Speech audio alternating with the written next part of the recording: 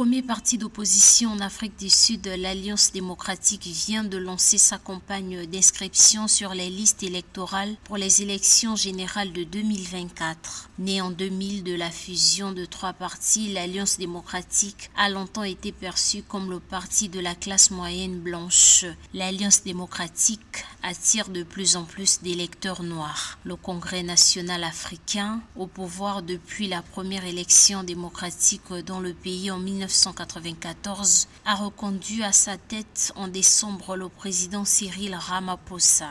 Le chef de l'État âgé de 70 ans est assuré d'un deuxième mandat en cas de victoire de l'ANC.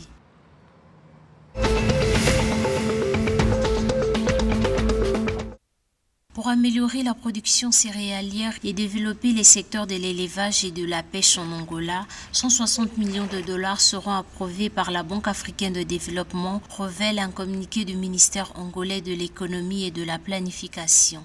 Selon ce communiqué, la première tranche de 100 millions de dollars pourrait être versée avant la fin de l'année, tandis que les 60 millions de dollars restants devraient être débloqués au cours de l'année 2024.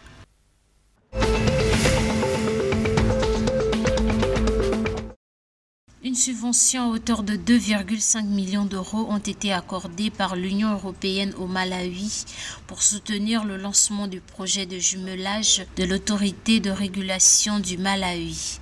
Selon les autorités malawites, ce projet vise à stimuler la modernisation et l'industrialisation de l'économie du pays. Rappelons que l'Union européenne s'est engagée à continuer de soutenir le Malawi dans la réalisation de l'agenda 2063 qui inclut le soutien du secteur de l'énergie.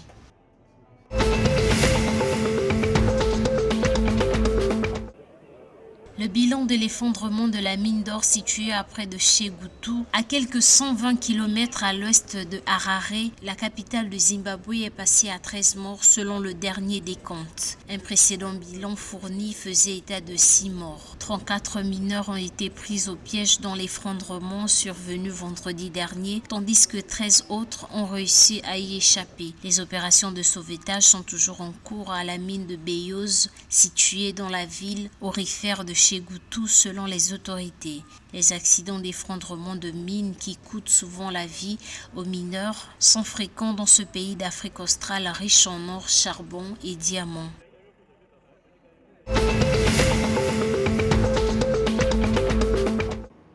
Pour l'exercice 2024, la Zambie entend mobiliser près de 177,9 milliards de kwacha.